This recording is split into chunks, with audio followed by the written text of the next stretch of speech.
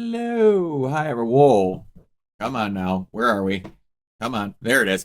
Oh, that hasn't happened in a minute. That's a wolf. How it happened there? But all right. Hi, everyone.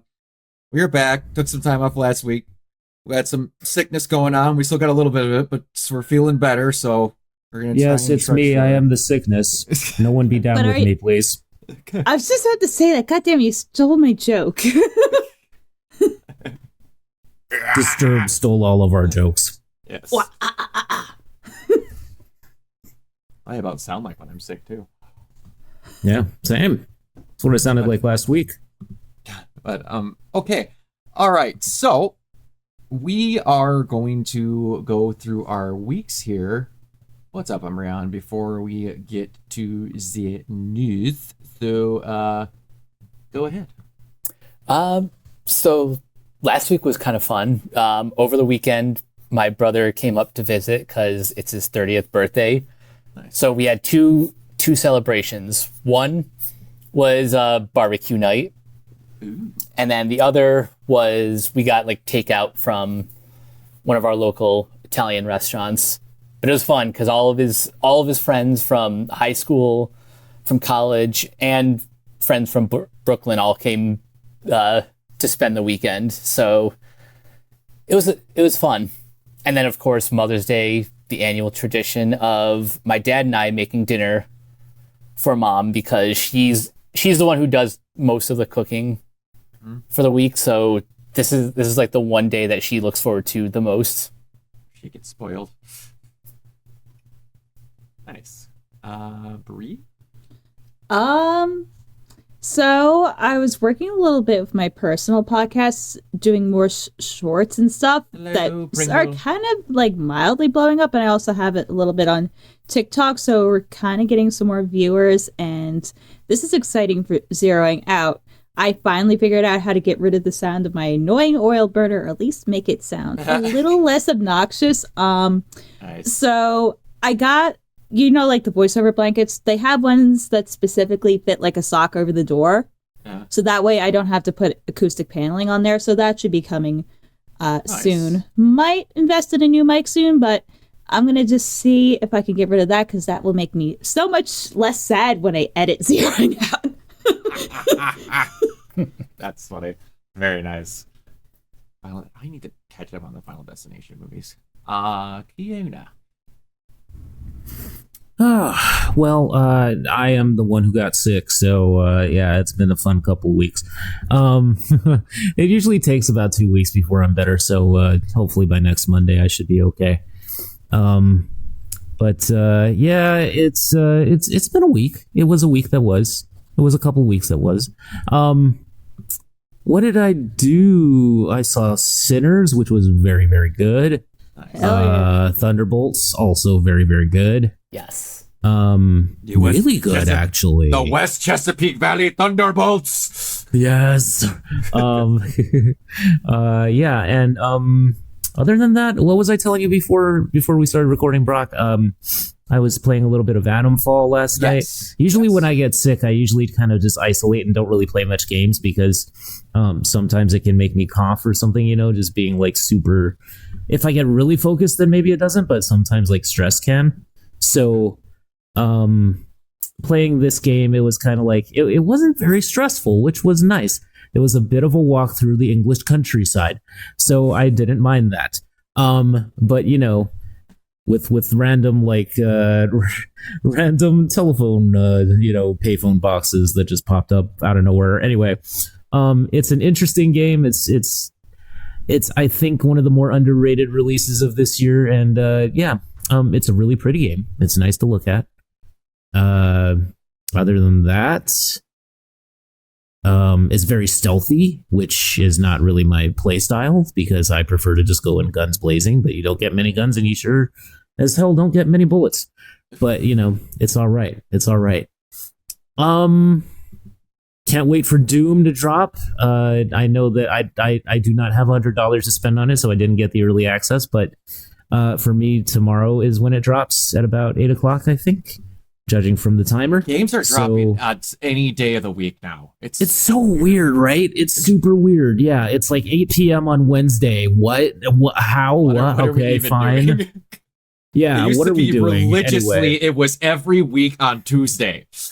if I hadn't gotten sick, I probably would have been playing like Doom and Doom Eternal just to prep for it. But anyway, Or I'm they just gonna switched play it to Dark Ages Friday. tomorrow. We'll see how it goes. Mhm. But yeah, so other than that, yeah, it's been all right. All things considered, it'd be nice if the cough didn't wake me up in the middle of the night when I'm trying to sleep. That would be great, but that ain't happening. So hopefully less than a week left of that. We'll find out. Nice. I get you on that. I have not done a ton other than working a lot. Saw Thunderbolts, obviously, absolutely loved it. Something else I see to talk about, but either way, I have started. So I have played 2 Assassin's Creed games. Now I've played Syndicate and I've played Shadows. And something came over me when I played Shadows. I really, really like Shadows. I have 45 minutes shy of 100 hours into that game, and I have the entire objective board done. So it's just waiting on new stuff to come out.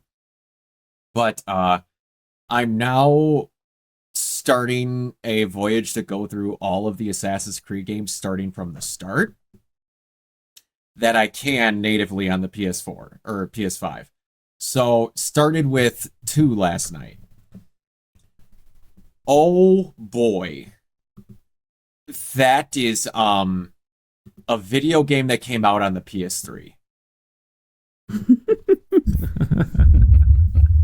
It is, isn't it? It is. I've looked at the completion times, and each of them are like 20 something hours just for like the stories. Now, I'm not a person that like I like getting platinums and stuff, but if it's something I don't have to bang my head up against the wall to get, other than Resident Evil 3's, because my dear God, I'm never going to have a more stressful experience in my entire life than the ending boss fight of that game. It was fucking broken and not tested properly. But yeah, so I'm going to look forward to when I get towards like Assassin's Creed 3, because a buddy of mine who's a giant Assassin's Creed fan, I told him this and he goes, Godspeed. Like, why? He's like, I love those games. The stories are fantastic, but they got mechanically better as they went along. I'm like, how much better? I really like Syndicate. He goes, yeah, it took him a little bit to get the Syndicate. I went, okay, got it. Cool. I'm looking through what animes I want to do next, and where did you go? Where are you? It took me forever to find this, but I've often said that I wanted to watch Full Metal Alchemist, but I wanted to watch Full Metal Alchemist Brotherhood, but I wanted to watch Full Metal Alchemist first. Full Metal Alchemist normal is not streaming anywhere.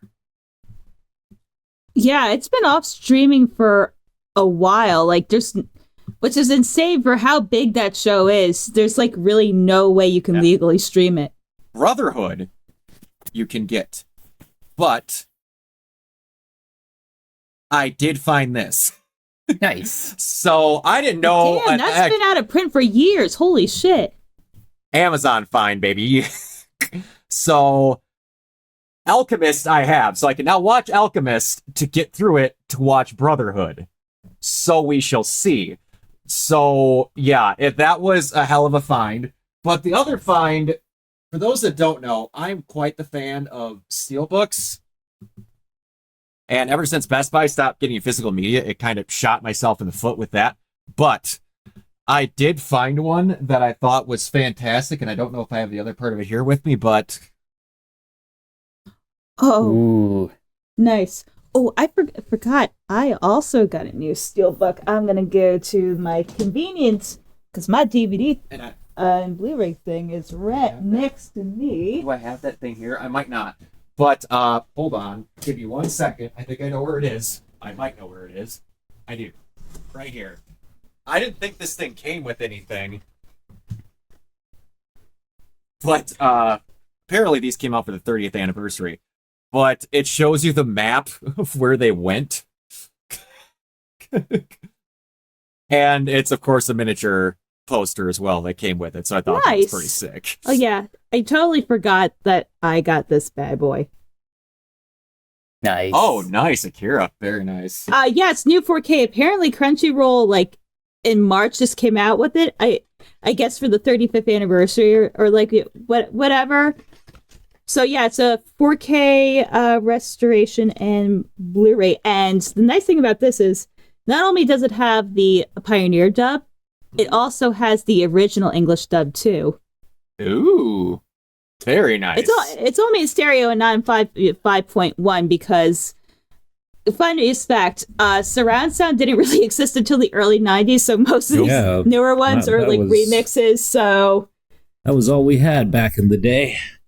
I'm pretty sure Jurassic Park was the first movie that was done in 5.1. I wouldn't doubt it. Was it really? Because I'm pretty sure because there's like a whole sound system. I could be wrong. You know what? First movie. I mean, that feels like it's right though. Yeah. I think it was the first one with like DTX like audio. Yeah, with DTX. Yeah. Shit. Okay. This is Google AI telling me this, so I could be wrong. According to this, the first movie to utilize 5.1 surround sound was Fantasia? Well, not 5.1, but technically surround sound was Fantasia. Surround sound? It says 5.1. I'm just going off. Well, no, it's like digital because basically what Walt Disney had for Fantasia, what he wanted all the theaters to do is basically a very primitive form of Atmos where you'd have like a bunch of speakers. But 5.1 digital mixes, I'm pretty sure were in the early 90s because more theaters were equipped to handle it. Let me see. One article I'm seeing is that Batman Returns had it. That wouldn't surprise me either, because it was definitely not before, like, 1992. In certain theaters, it had 5.1 surround sound. Now here's another one that I'm seeing. Digital sound in 5.1 format were introduced in 1990 by Kodak and Optical Corporation with releases of Days of Thunder. But that was probably for home video releases? Maybe? No, but I think it's to 35 millimeter hertz. The first is like Batman Returns. Yeah, that's what it's looking like. Yeah. When digital sound was applied to 30mm release prints with Batman Returns in 1990. Oh yeah, no, but DTS on home video was Jurassic Park. So that's probably where I got confused. Okay. Gotcha. Yeah, that makes sense. That makes sense. That makes sense. That makes a lot of sense. Alrighty then. But yeah. Fantasia, that's when Fantasia came out. Got it. And that's why it almost bankrupted the company, because most theaters were like, no. We're not doing that. All right. So these topics are not going to be as organized as they were because I was not able to get to my computer as fast as I wanted to today to organize this stuff because I got home late and still needed to watch the last episode of The Last of Us. So if this one's a little bit more scatterbrained than normal, all right. Okay. Scatterbrain never. Perish the thought. All right. So, Mike, buy or sell the Godzilla X Kong Supernova trailer? I buy it. This one's easy. You mean my stupid lizard and monkey? I mean, sure, I'll buy it. Yeah. Are you guys talking about the teaser one that says now in production? That one? Yeah, that one. Yeah, it's barely a trailer. Yeah, that was because, cool. That was it's basically thing exists. Yep, it exists. Yes, absolutely. Film coming soon. Because we finally figured out how our MonsterVerse works and how to make it good. We finally found our footing. Yes, that's making another one. Bree, buy or sell an animated Ted series is in the works at Peacock. Seth MacFarlane, Mark Wahlberg, Amanda Seyfried, and Jessica Barth are all returning. Live-action prequel series season 2 is still in the works as well. I mean, why not? I mean, it's fucking Ted. That is fucking Ted. I like Ted, but I just like how A Million Ways to Die in the West like didn't work. But then they're like, yeah, we'll take like 5,000 more things at Ted. Okay. Yeah, sure. Sure. Why not? My favorite side note about A Million Ways to Die in the West was that what show was he on? Conan? Liam Neeson was on Conan, and they were talking about how he found out that he was on Family Guy from his kids, and that there was an episode of like making fun of Liam Neeson to where even if he was a cowboy in the Old West, he would still have his Irish accent. And like they showed the clip, like one of the cutaway gags, and then like a little bit later, he called him. Seth MacFarlane called him when he was doing A Million Ways to Die in the West. He's like, "I'd like you to be a big part," and he goes, "I'll do it under one condition." He goes, "What?" "I get to use my Irish accent." And Seth went, "Great, let's do it." That is a self-aware man. Well, I remember him being like when he was basically played as guy. Brian Mills? His character from Taken basically just shows up to buy Lucky Charms in Ted 1. I'm under the impression that these Twix. Twix are for kids? Yeah. Yes, I'm under the impression that this cereal is strictly for children. Is that true? No, I suppose if you want to buy it so no one will pursue it. That's one of my favorite clips in a movie ever. It's so fucking... It is the definition of a live-action Family Guy cutaway gag, but like right in front. Yeah, oh, it was Lucky Charms? Oh, it was a Ted too. Got it. Either way, that was so fucking funny. It's so funny. God, it was so good. All right. Okay, so I meant to put this in buy or sell, but I'm just going to put it in the regular gaming news because, dear God, I loved how in the space of us not doing this podcast, GTA 6 got delayed until next year. Yep. Everyone went, well, I'm not excited about GTA 6 anymore. Rockstar went, oh, I bet you are, and they dropped the trailer, and everyone forgot how they weren't excited. Yeah. That's what they do.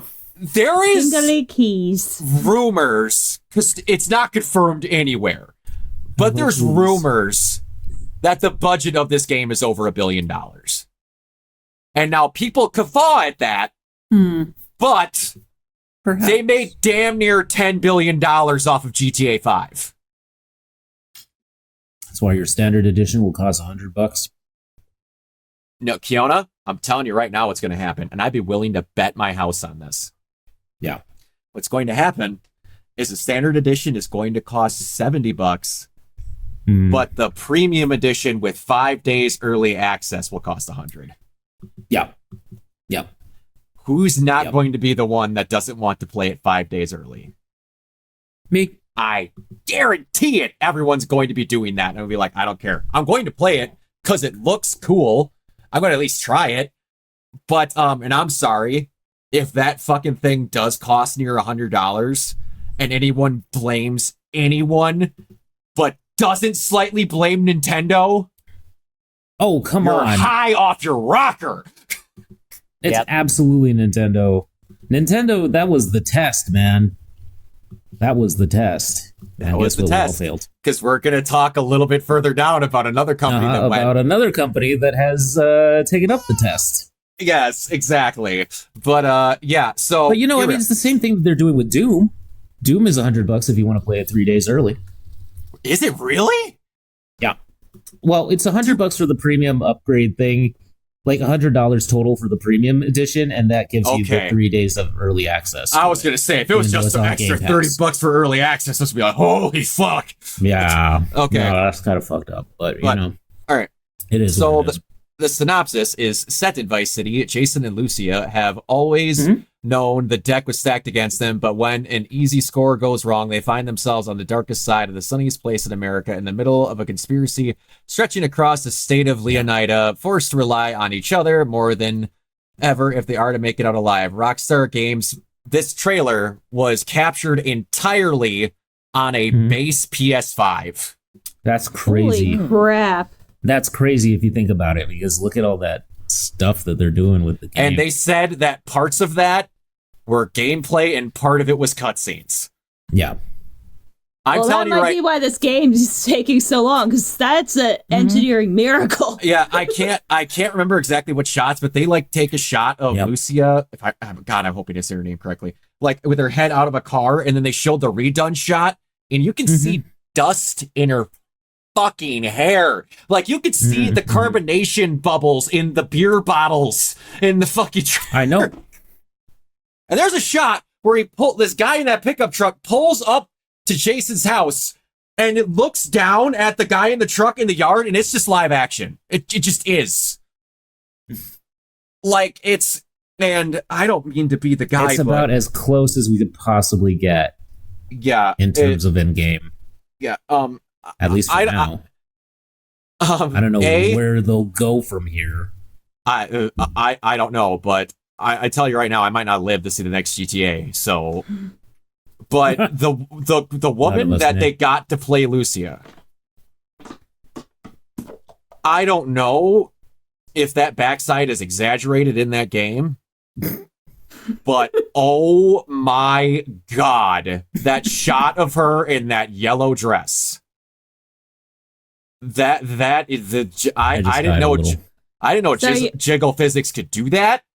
So you're saying she's packing in more ways than one. She's you know that meme. What are you doing out here with all this ass? Double cheeked up on a Tuesday. It's not even 8 p.m. This is the light outside. But double cheeks up. Yeah, Picked up on a Sunday. But yeah, it's just that thing looks hella ass. Yeah, the sun is coming. That game just looks insane. But I love the idea of a couple being the protagonist in a GTA game, like a Bonnie and Clyde style couple. They've never done that. Indeed. Like they've done broken up couples that went bad, and now people are assuming that Jason's a Fed because they're like, "Hey, what are you doing here before?" And they're like, "He knows how to hold a gun properly." I'm like, in his description, it says he's former military. And also, he used to be a part of people that rob stuff. Also, this is GTA. Yeah. But, yeah, anyway, so I'm telling you right now, that thing being captured... that thing being captured on a base PS5... That's crazy. And the thing we're going to go through later with what happened, if no price increases happen on Sony's end, you're going to see multiple millions of those consoles fly off the shelf for that game. Yep. Once they have an exact pre-order set thing, it's gonna get bonkers. The system seller. This is it. Oh yeah. Oh yeah. But alrighty. Anyway, going forward from that, we're on straight up gaming news now. A thing I was expecting, but also not expecting. The Stellar Blade PC trailer was posted, and they're putting new stuff in it, like a decent amount. That's getting cool. 25 new costumes, a new boss fight, higher resolution textures, DSSL4 and FSR3, entirely newly and dubbed, and I watched it, they redid the mouth syncing and everything for Japanese and Chinese. Multi-frame generation, unlock frame rate, ultra-wide support, DualSense support, more pre-order outfits and more, and that'll be out in June. I think that's pretty sick. So that's very cool. Yeah, I'm happy. 25 new costumes, very nice. Umbreon, that's literally our next thing. Trust me. That is our next thing. I have 2 weeks worth of shit to talk about Umbreon. We've got it on here. Don't worry. So the 4 horsemen of the apocalypse are slowly gathering on the PlayStation Council. The next one to join was Gears. Yep. The Gears of War Reloaded is coming to PS5. I don't know what to tell you. I love it, but it's weird. It's so weird. It's so weird. It's so weird. And Halo's next. And Halo is next because we're going to talk about this. Yes. It's only $40. I know. What? Yeah. This thing's completely rebuilt. This is just not a remaster with prettied up textures. It's completely rebuilt in, I believe, Unreal Engine 5, if I'm not mistaken. Oh, shit. That's going to be a really nice looking game. And it's 4K 120 FPS support, free upgrade to players who purchase the digital version of the Gears of War Ultimate Edition, cross progression cool. enabled. Like that. What? So, do you know what studio just switched to Unreal Engine 5?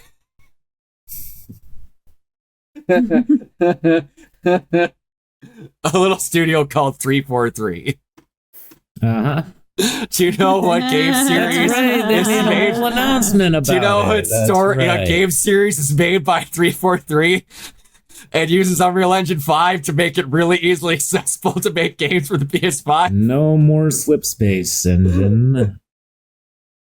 No I more tell you, the proprietary. day when Halo shows up on my PS5, Summer Games Fest. Watch it. it just might, dude.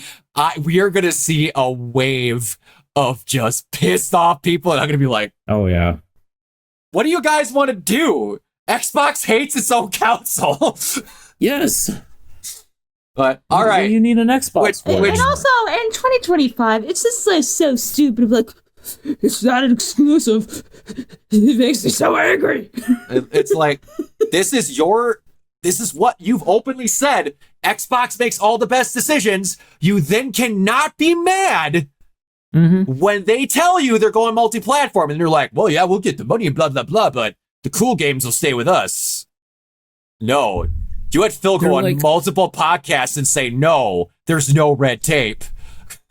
They're selling the Series X at a loss already, so they're like, let's just push the price up on that thing so we don't sell it at a loss anymore, or less of a loss anyway. And then let's just make everything multi-platform, and that's how we'll make our money.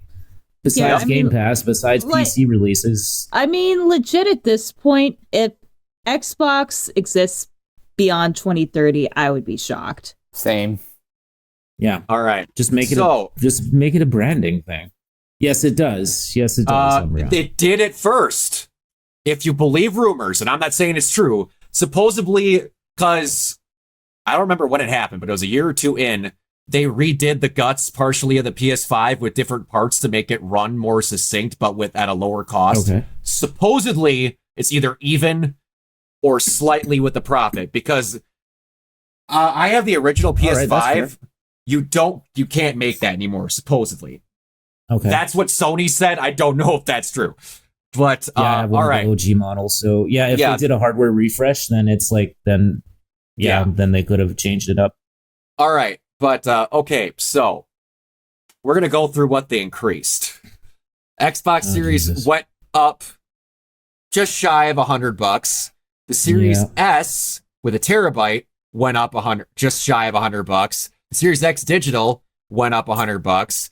The Series X went up $100. The Series S 2 terabyte Galaxy Special Edition is $729. Hey, Kiona. Oh, Lord. What console continuously at an almost 95% completion rate lost at making games run and look better than the PS5? Well, The I do Xbox believe Series X. that would be the Series X. Yeah. Do you know what is $20 cheaper than the Series X now? The PS5 Pro. That is fucking insane. That is actually fucking insane. You know, if you charged me that much for the fridge model, then maybe we would have a little bit of a talk there. Would be a conversation. If I'm not just mistaken, kidding. Umbreon storage on PS5 Pro is 2 terabytes. If I'm not mistaken, yeah, it's 2 terabytes. That's pretty good. SSD.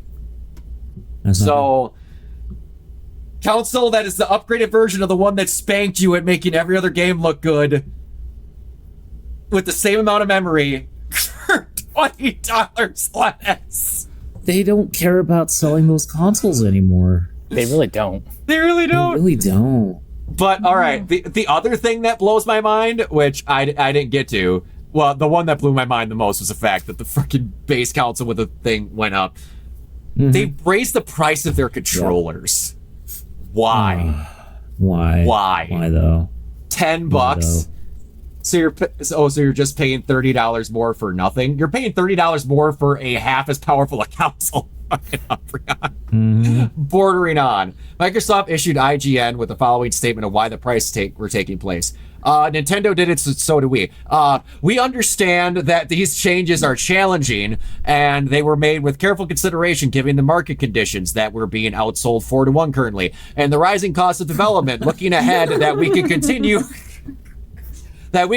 to focus on offering more ways to play games across other screens, ensuring value for Xbox players, meaning, good God, just buy it on the PS5. Not only that, because when we first got this news, I brought this up in our group chat. Umbreon, it is not the tariffs. It's not the tariffs. Don't. To anyone who says tariffs are the reason for this, when, again, I mean, they certainly Nintendo started this shit, and you want to know why Nintendo didn't give two shits about the tariffs? Because they raised the price on digital goods. Corporate greed. You don't... I know, like, dude, Umbreon, I don't know who to take as joking with that anymore for tariffs, because people literally don't even know what tariffs are anymore, because they're bitching about things in our own country that they think are going to have the prices increased from tariffs when they're made inside our own country. It's just corporate avarice. It's greed. That's all it is. No, but Welcome to capital. speaking of Nintendo, like, at least they could be like, well, it's a new higher level console and like the extra parts, and we don't know what the fuck's going on. So I'm like, suspiciously raised eyebrow. Okay. Now for this is like a console. Like the Xbox is close to like 5 years old at this point. So for like a 5-year-old console, I'm they like, both came out in 2020. So it is 5 years old. You're correct. Right. So I'm like, why would you, for like the same amount of money, not buy a Switch 2 if it has like roughly the same amount of power? Yep. And that one you're actually going to get actual console exclusives on. Yeah. Like that thing's and built it's portable. I could take it with me on the train when I commute. But there needs to be another thing that while we're shitting on Nintendo, because looking at you, Nintendo, yeah, don't worry, we're gonna get there. So they updated their terms of service recently, and yes. it basically, there was one part of the top end of the terms of service that basically says that you can't take them to court over anything that happens with your console. And then later on, down in that same thing, it says, they reserve any right to brick your console for unauthorized use. So if they don't like what you did, they can just brick your console. And you can't sue them. Ew. It's gross, but also, if you're trying to do pirated Nintendo stuff on a Nintendo console, you're kind of a fucking idiot. I mean, yeah. Like, just emulate that shit. Yes.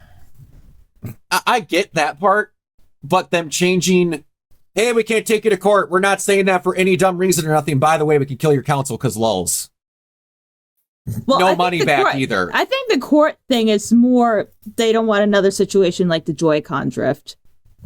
Well, they don't want that situation, but yet they made the situation exactly the same because they put those things on there because they refuse to put Hall effects in it, which I finally learned what that means, is a technology specifically meant to reduce and eliminate stick drift, and people are playing the what do you want to say, display models of the Switch that are being put out brand new, talking about how they have stick drift on a brand new display model. And Joy-Cons, you can buy new Joy-Cons without needing to buy a whole new console. And I'm telling you right now, part of this is going to be people bitching about wanting new Switches, because I don't remember if you guys saw it when we looked at the specs of that new Switch. You know how you used to just click the Joy-Cons on? You know how now it's got that stupid little itty-bitty, easily snap-offable fucking connector? I'm waiting for that to be a big bitch and complain about how people's Switches get fucked up because either they were angry and put it in, or their kid fucked it up and they went, well, sorry, buy a new one. Oh, yeah, that's going to be a thing. Yep. With the demo models already experienced drift. Yeah, that's exactly what I was talking about. Yeah, Not- it's not shocked at all. it's fucking unreal. All right.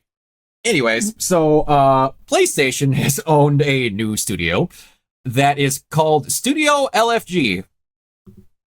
Not what you think it is. Legitimately, isn't what you No, think it's it is. not what you think. Hello world, this is a delight to meet you. We're very grateful for joining PlayStation Studios. Our studio It's is not headquartered Legends in- and Future Greats. no, it's not. It's also not Let's Fucking Go, which I was kind of hoping that they would just wet. But Yeah, I would grateful hope to be that- joining PlayStation Studios. Our studio is at Bell Rev, focus on site remotely throughout the United States and in Canada. We're composed of not just industry veterans that have shipped titles like Destiny, Halo, League of Legends, Fortnite, Roblox, Rec Room, and industry newcomers with fresh and creative perspectives and skills. And we're passionate and about exceptional action-based gameplay, moment-to-moment game feel, and real niche society virtual needs. This is partially people that they like took from Bungie when they went, we are in charge of you now. That other game you were working on when you could barely make one game run, we're going to move it over here. Mhm. There you go. We're going to make people that actually can do something maybe over here.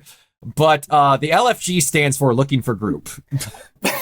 Yes. What? So Sure. Yeah. well, yeah. Well, the entire studio, I guess, is specifically meant to make it really does. mean actual that. good feeling like multiplayer games. So like actually looking for group, like they're a multiplayer company, which I Yeah, guarantee no, not someone at the interested. studio went, I want to make a thing called LFG, but we can't call it that. I am interested in this because from the sounds of this, if the rumors that roamed around this are true, Mhm. in the internal at Bungie, they were basically making a better, more worked out or second tried version at PlayStation All Stars. It sounds like if all this is true and all it corresponds, this got moved over to this new studio. Okay, Interesting. Which, if I mean, they that's- have their shit together, that's fair. the actual amount of people that they could put in a PlayStation only Smash Bros. Style game now is very doable. Yeah. They didn't Yeah, for have sure. people like Aloy, the newer version of Kratos, Atreus. They didn't have all of these people to pop into that game now. Celine from Eternal. There's boatloads of them you can use now. Mhm. Like, they wouldn't have to do the Dante from the reboot and like other Oh, things where geez. you have to literally pick people and hope to fill a roster. If they'd make that game good, that thing will do fantastic. See, Because now if they PlayStation- do that, then I'd be interested. Yeah. If it's yet another battle royale Fortnite clone, That I don't Bullshit. exactly like. I But don't if care. if this company is meant to specifically make cool multiplayer games, this could be a studio that makes stuff like Twisted Metal. If Yeah. they're good at, if they That's want fair. to try different stuff. If they're going to specifically make a studio to make multiplayer games, I mean, try it. No guarantee it's Try going to it. fucking work. But yeah, I'm willing to try because Concord 2 coming soon. Electric Boogaloo. Mhm. Sony is market Umbreon. If they Yes. put an X, Yes, if please. they made That'd be PlayStation All Stars and hilarious. put an Xbox character in it, Put Master Chief in it. Just to fuck with everybody. Oh my god, I would laugh for days if that happened. That would be no, hilarious. no, no. What That they would be should the do is best. who is the family in was it the Carmine family that always dies in Gears? Oh yeah. Yeah. They should put a Carmine family member in there and not do like they should put bad side characters and not the main Xbox characters. Like they should put oh now I can't think of it. The fucking foot tall aliens from Halo. What are they called? Grunts. Grunts. Yeah, they should put a fucking Yeah, put grunt the in there grunts and in there. not Master Chief. Completely troll. Oh, that would be that would fantastic. amazing. But all right. The Arbiter's in there, but no Master Chief. Good lord. No, the They kinda did that with Killer they should not Instinct, put the though. Master Chief in, but they should put the library as a stage. Oh God. Oh my god. Oh my god. It just Stop. repeats over and over and over and over. It'd be awesome. Like you can't win. You can't find your people. All right. So Sony Group Corporation, Bandai Namco Holdings, and Gaudi have began a strategic partnership to invest and incorporate in building the future of entertainment. Who the hell is Each Gowdy? company, I have no fucking idea. I'm gonna be really honest with you. But I thought this was the thing that there was another thing that like a bunch Are they of just really gaudy? Is that They their might whole be. thing? Is that it? 'Cause that would be maybe. great. We are Fan Nation. Loading. Future of entertainment, $10. This is about AI. Loading. Oh, Umbreon. Oh, that is what in God's. What the fuck am I looking at? Yo. So I Okay. don't know what I'm looking at. I'm. Wow, that's okay. What? I don't know if this is the right thing, but that's what I found. Why is this? Is this somebody the Pop Team Epic people? I don't know, but that looks like they're What the hell is this? I have no idea, but that's What what I in found the when I typed them in. world? Anyways, each company is in its partnership devoted to the global development of Japanese IP and the Incredible. creation of new experiences, ecosystems to leverage new technologies. They're basically coming together to like try and help streamroll certain things. In 2024, Sony introduced a creative environment entertainment vision, a long-term vision of where we want for Sony to be in the future. The company is committed to creation and nurturing of attractive IP while deepening engagement with fans by expanding IP beyond boundaries and maximizing IP value, along with the development of entertainment such as games, music, pictures. Sony also plans to produce streams distribute anime. In 2021, they acquired the streaming anime service Crunchyroll and developed Japanese content to anime fans around the world. Through a strategic partnership, these three companies aim to create a new ecosystem in the entertainment industry, combining their strengths, assets, and offer newer and more next-generation entertainment experience in IP to fans. Another one that I couldn't find Okay. a link to, Sony and like 4 or 5 other big gaming companies. I couldn't find an exact article that talked about it really well, but they're actually coming together to like try and make a gaming code of ethics. Did you hear about that? No. They Umbreon, they don't got much left to do. It's pretty much high dive and that's about it. But they wanted to make a new code of ethics that basically like they could put all over games for like what is a thing that should actually be looked at if you're doing it on your gaming account. Other things like that, like punishments that can persist through other things if you try and make new accounts from your thing, or like if you're an overly abusive asshole and stuff like that. Shoot. I wish I could remember exactly what it was. But I couldn't find a...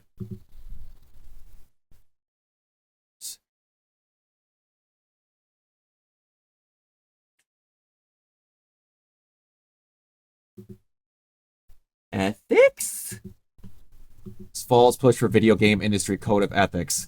Yeah, I gotta remember exact. There's a new initiative for a game industry code of ethics. I can't remember who's all involved in it, but there was a good amount of studios that are trying to actually make a universal like set of guidelines for what's right and what's okay. Like what's the level of Xbox game chats versus what's not okay. Like how many times can you actually threaten to sleep with someone's mother before it's an actionable offense, kind of thing. Jeez. If I can ever find an actual like good article on it, I will bring it back up in the next podcast. But yeah, it was something I thought was kind of cool if they actually do it. But moving on. Hideki Kamiya is interested in remaking Devil May Cry and Beautiful Joe. With today's technology and game design approach, of course I'd want to remake it from the ground up if that ever happens. Well, I don't think seriously unless it's really happening. So right now, I don't have anything in mind. But if the time comes, I'll come up with something. That's how making games work, Kamiya. That's what I do. So Capcom, please leave it to me. Also, let me Leave handle it to him, Beautiful Joe, Capcom. too. Listen to the man. Yeah. Also, let me do Beautiful Joe. If Yes. you got to make Devil May Cry 1 from Please. the ground up, I think I'd Please, lose my let's do mind. Beautiful Joe. Good lord, the first DMC and Beautiful Joe both deserve to have modern refreshes, if you ask me. But I mean that in terms of the technology, and I don't mean that in terms of crazy predatory monetization. But No. not in the worst sense, but in the best sense of the term. Yeah. But also, Beautiful Joe, keep it 2D. For God's sake. Oh, absolutely. Yeah, there was a thing also that I wanted to see that Capcom is kind of doing okay. Like, this is their 8th consecutive year of record profits, and they've sold 10 million copies of Monster Hunter Wilds. Good on them. Yeah, like there's someone that showed the but yeah, there was some graphic that I found, but I couldn't find it again, that both Resident Evil and Monster Hunter have both sold over 100 million copies of the series altogether. It's insane. Like, their 5th best-selling thing is Devil May Cry, that has like 30-something million copies. Now, give or take, it's a steep fall off from Resident Evil and Monster Hunter down to like Street Fighter, Mega Man, and Devil May Cry. But those are where your niches are versus everything else. But yeah, they're doing pretty okay. All right, we are on to movie news. How did we feel about the Peacemaker Season 2 trailer? I really liked it. I am kind of curious where this falls on the DC timeline, because it opens with Hawkgirl and Guy Gardner still wearing their Maxwell Lord costumes. So I wonder if that scene just takes place before the events of Superman, or I don't know, because James Gunn isn't going to spoil what happens in Superman right away. No, he's not. No. Which, why couldn't you have dropped that trailer today, James? Right? Mm-hmm. Everything important used to happen on Tuesdays, and then we fell away from that. But yeah, no, because for Bison it was Tuesday. It's only a Tuesday. Everything is lies! If anyone has seen that Street Fighter animated movie with Cammy, everything is lies! She just runs out of there. Oh, it's fantastic. It's one of the best things ever.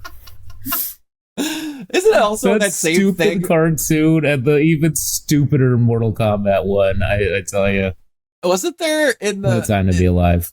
in the animated Street Fighter 1 where like was it Vega was like up on the ceiling in Cammy's shower, like waiting for it was either an animated movie or something. It was freaking ridiculous.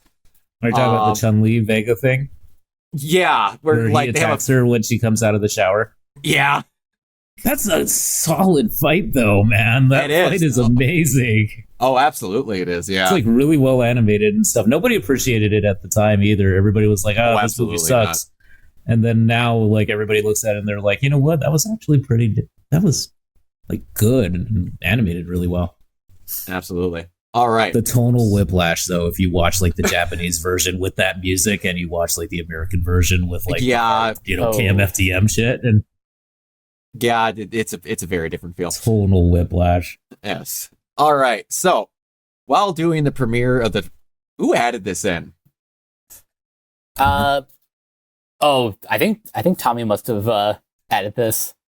Because normally, if you add it in, I have that person talk about it, but I guess I'll talk about it. While doing the premiere tour of Mission Impossible: Final Reckoning, Tom Cruise told the Times London that he's encouraging up-and-coming actors to learn about the filmmaking craft. Cruise bemoaned film schools for failing to teach production tools and critical filmmaking technology to apprising actors. Cruise emphasized the importance of actors to know about lighting, camera blocking, and more extended beyond the actor's sector of the arts.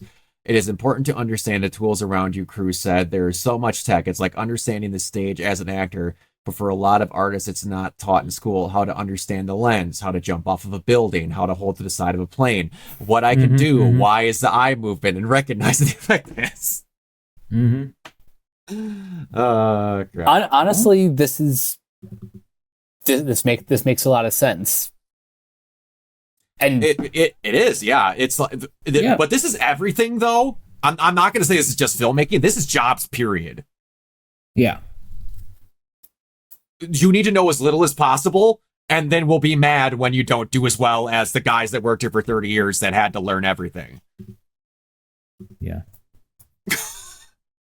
I'm not saying they have to know the exact screws that go on the camera, but like anything helps. yeah, Yeah, look at Sydney Sweeney. She's going to be in a Gundam film. She knows what she's doing. exactly. Knows how to pilot a mech. I was like, she could pilot mine, but anyway, Shit. Same here. but yeah, no, absolutely. It does not hurt to do this. Even if you try at something and you fail, you're going to know the reason why you failed. Yep. I hate to break it to most people, but the easiest way to learn is to suck at something once. Mhm. That's how you get better. Yes. Yeah. Suck at something, Fail once, and learn from then it. yeah, learn from your mistakes, but also remember how it felt to fail, and you'll never Yeah. want to fail again. Absolutely. Yeah. 100%. Get Yeah. it. Buddy, I'm telling you right now, you could come. This is the gorilla versus the 100 men argument. Umbreon, no. If I have the opportunity for Sydney Sweeney, that's just no. You could put Brock Lesnar in front of me. I am getting to Sydney Sweeney. Now, keep in mind, in most fights, what is that quote from Joe Rogan? It's one of my favorite quotes ever. I can't remember how it came up in conversation, but he said something to the effect of, I'm not afraid Brock Lesnar is going to kill me. I'm afraid Brock Lesnar is going to use me as a condom to fuck something bigger than me. Jesus Christ, Joe. That is a hell of a quote. That is a hell of a quote. I'll never forget that as long as I live. But all right, as we do every week, we're going to talk about The Last of Us. And this is a point in the show, like as the episodes, that I've never actually talked about. As like I know that me and Keona are on the opposite sides of the fence, which is what you should be for Not games like this. entirely. At certain parts where Certain parts. There's a part of a part of the game, which I Yes. genuinely think is like a damn near 9.9 out of 10, that I've never actually talked with people that I kind of had an issue with. And they do a job better of avoiding that in this show. No, I should actually say they avoid it altogether in these episodes. So, episode 5 was this week? Yes. Yeah. Okay. Episode 4 was last week. Yes. So, Episode 5, yeah. I feel like I'm the only one who heard gorilla versus grizzly bear instead of gorilla versus...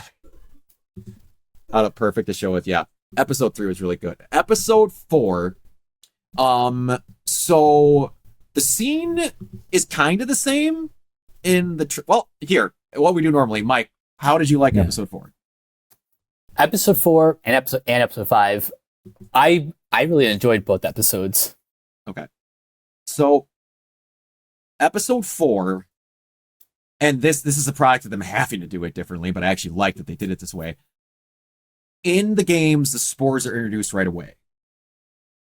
In the games, when they do the same thing kind of with the trains and the guys and the thing where they're trying to get away from all the infected. It's kind of the same way, but they shrink it down.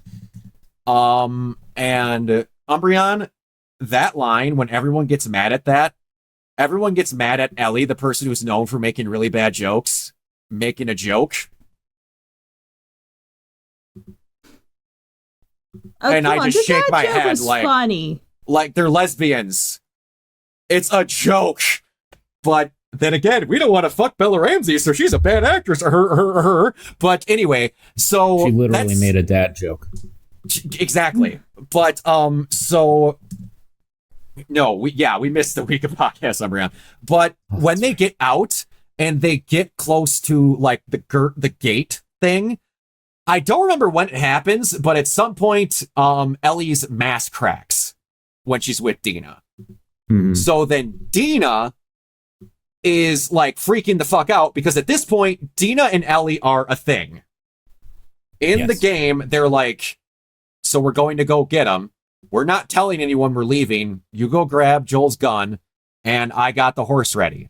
Like, they're like, we're fucking going. I am in love with you. We're going to go kill all of them. It was gung-ho, both of them right away. There was no, like, taking it up with the townsfolks. I'm not against that. I'm not. I'm just giving you the, like, preference for the scene, how it builds up to where Dina's like, wait, we'll share masks. Like, share what even, she has to force her to keep the fucking mask on and shows her, like, I'm not infected. Like, rips her mask clean off and Dina's freaking the fuck out about it. And she's like, look, I'm not coughing. I'm not infected. I'm fine. And then they go through all of it, and then they get to the theater, and as they finally relax, Dina says she's pregnant. And then Ellie, being immune, just gets steamrolled, and they don't talk about it. To me, that's weird. And it's one thing about the game I really didn't like. I'm not saying it's not a big deal that Dina's pregnant in the situation they're in, but girl have sex with man, get pregnant. Girl immune to world-ending virus. I think we should talk about this one a little bit more and have a scene talking about that. In the show, Ellie has to beg Dina to not fucking kill her. And then has to beg her to be like, I will sit there. You can stand watch. And Dina has to watch her for an entire night to make sure she never turns. And then after that, they're good. They made a big deal of Dina not just accepting instantly in 2 seconds that this world-changing epiphany happened. They make a serious deal out of it, and I greatly appreciated that about the show. Now, them immediately, I'm a proponent of the guy of like sex scenes don't need to ever happen. And I'm not saying the sex scene was bad, but it jumped into that rather quick in my show. Yeah, you're not But wrong. it's HBO. I mean, It's HBO. brand integrity, so. Between the mediums. Yes, and how they're adapting it. And this is one thing that someone brought up. The booty quota. The booty quota. Someone brought up that the way these shows are being slightly shown stuff differently, and I didn't think about this. Hey, Kiona, how do you get a good chunk of backstory of characters and environments in The Last of Us? I believe it's through files or whatever it is, recordings. Yep, I think and it was and notes you find in random drawers, right? Yeah, random. And a drawers. lot of that stuff is actually really important to world building, right? It is, essentially. Do you know what I don't want to see on my TV? Them opening a bunch of random Them rifling drawers through and finding, random drawers and reading reading off papers of backstory for characters. Yes. Yeah, so like when they have scenes like Isaac blowing up Josh, I'm just going to call him Josh because it blew my mind he was in that trip. But like him blowing them up and like joining the WLF, like them showing things like that, which Mike, that thing, you find that truck in the game and the guy's blown up in it. It's not in that exact location. It's like underneath a busted bridge, but that it is there. Well, that's like one of the better things about this adaptation too, is the fact that like it has been years since the game came out. And so like Druckmann and everybody can look at the game and just be like, there are certain things that we can do in games. Like Ellie can kill like 100 dudes in a game because that's a game. But like in terms of Bella Ramsey being believably, able to kill like 100 guys in an episode, that's not going to happen. Exactly. Yeah, it's almost like they're different mediums of storytelling. Exactly. Crazy how that works. Yeah. But also, just on a general note, I do love how each episode gets like a cold open that does further expand the world. And I think episode 4 has has one of the better openings. Oh, absolutely. By the way, getting now I'm blanking on his name. Jeffrey Wright. Jeffrey Wright back to play the character that he plays in the games. Of course. He's so good. Of course. He's He so is good. So good. That Never scene, would I have thought that a William Sonoma monologue would have ever captured my attention the way that it did. that scene of him Because he's so torturing that Seraphite. Mm-hmm. Oh, like, you don't ever see full frontal nudity in the Last of Us games. You see top end female nudity at one point, and God, I hope if they do that. That was the most awkward point in that game. We're not going to talk about that, but you know what I'm talking about. Oh yeah, It involves them both. That's all I'm going to see. But so there is a point where you like are going through the WLF in Abby's campaign. You just walk past Isaac with the guy on the ground, and all you see is full frontal nudity of a dude being tortured. It's very extreme because like Naughty Dog never shows stuff like that. Mm-hmm. But and Bella, one of the scenes I wanted Bella to nail was the Take On Me singing scene. And she did great. Oh yeah. Yeah. That was really good. The scene with Abby. That scene with Abby and Owen, and I had never skipped the cutscene faster in my life. The non-ship. Yeah. Yeah. But so then we get 5, and at this point, anyone who is thinking any parts of the lines and stuff or any parts that you don't like in the show is Bella Ramsey's fault, and you watched that scene between Ellie and Nora, you're an idiot, or you're lying to yourself, or you're just a hater. That was exactly as I remembered it in the game. Yeah. As I remember. Ellie doesn't say one line. There's one line that's cut. Other than that, it's damn near identical. Mm-hmm. Mm-hmm. And give or take, the line she says is fucking amazing. But so another thing I have to add, the way that they did this to where it's the tendrils start, but then they make it seem like the spores are a secondary, more terrifying, fucked up thing is kind of cool, showing like the cordyceps are evolving. Yes. So like That's the stalkers cool. make more sense because now they're like an evolution of what the cordyceps is doing to humanity, essentially. Doing to their hosts. The walls of the people. That was terrifying. Yeah. Seeing the spores. I love the fact that the out. spores come out of the it's like they're exhaling the spores. Yeah. I love that. And they keep teasing us with the fucking Rat King. They keep teasing us, man. Oh, that's gonna be so fucked up when the show gets to that. It's gonna be twice as fucked now because again, I'm perfectly fine that Abby doesn't look the way she does because they openly said when they were starting the show that they're not making her muscles as much as a thing. You're now going to see that thing chasing Caitlin Deaver. How is that gonna work exactly? How are they gonna beat it? Is my question. Like, I don't know. I have no idea. I barely beat that fucking thing. That thing was such a crazy. They're gonna need a fucking nuke. I hated that thing, man. I'm not going to say what it is for Mike's that sake. is the worst.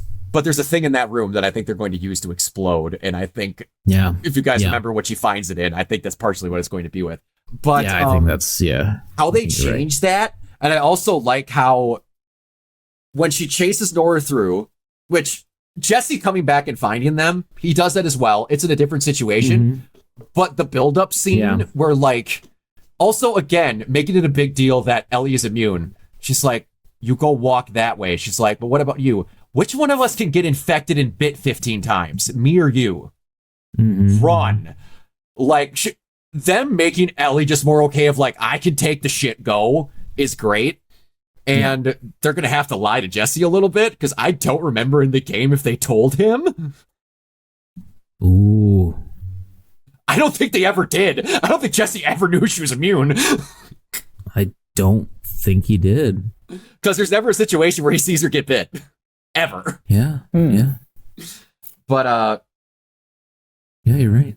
I like how they had in the game, Mike, as soon as you get to the theater, Dina never leaves because she knows she's pregnant. She's like, no, you're just staying. Yeah, that's what it was. Okay, I was trying to remember what the difference was, and it's like, because I was like, wait a minute, the theater, Dina, Yeah, she gets ready to leave, and she's like, she wakes up in the morning, she has morning sickness, and Ellie's like, I can go alone, and she goes.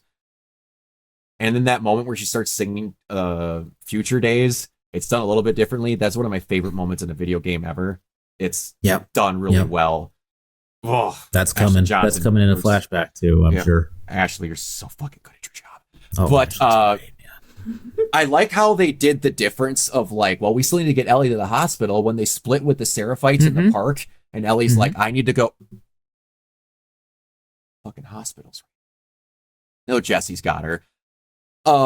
So I like when they lead her in when their friends are like, okay, we're gonna help you kill her, and then Nora gets dumped into B2, and they're like, the door's open, fuck her. We're not going down there. And then when they get to the end, the line that they don't say, which is one of the best lines Ashley Johnson's done in anything she's ever done in her life. So it's the same thing where she grabs a pipe, but before she starts asking where Abby is, like they have the whole entire thing, like you're the immune girl, whatever. And it's that much more terrifying because you realize with the spores and stuff, but she's talking to Nora and she's like, you're going to tell me where she is. And then I'm already dead. What does it matter? And then Ellie takes the pipe and kneels down to her and goes, because I can make this really quick, or I can make it so much worse. And there's a point in the game where they do something kind of fucked. At that point, you know how you can normally let a cutscene go and you just whatever in a video game? No, at that point, there's just an X button prompt that sits there. And you cannot go on with that scene unless you make Ellie hit her. Oof. Yeah. And she doesn't do it on her own. You have to make her hit. You have to do it. It's a very powerful gameplay mechanic. And it's so funny rough. how many games have copied that now. Yep. Even in Rebirth, when you're playing as Cloud, and when you get to Aerith at the very end, and it's like Cloud is going to raise his Buster Sword and just be like, threaten to kill Aerith. And it's like, you cannot not do that. And of course, something will happen where it doesn't make you go through it, but still. Yeah. It's interesting how they've, a lot of people have taken that mechanic now. Yeah, just like in the NEA, right? And then that leads to another scene where, like, she comes back to the theater and she's, like, shaking. Physically, you don't get to see, you get to see her hit her 3 times and then it goes. And then Ellie comes back to the theater and she's like, something fucked happened, and Ellie's not okay with it. And Dina asks her what happened, and all she says is, she talked. And she just walks past her. That's it. It's fucked. Oh. Yeah.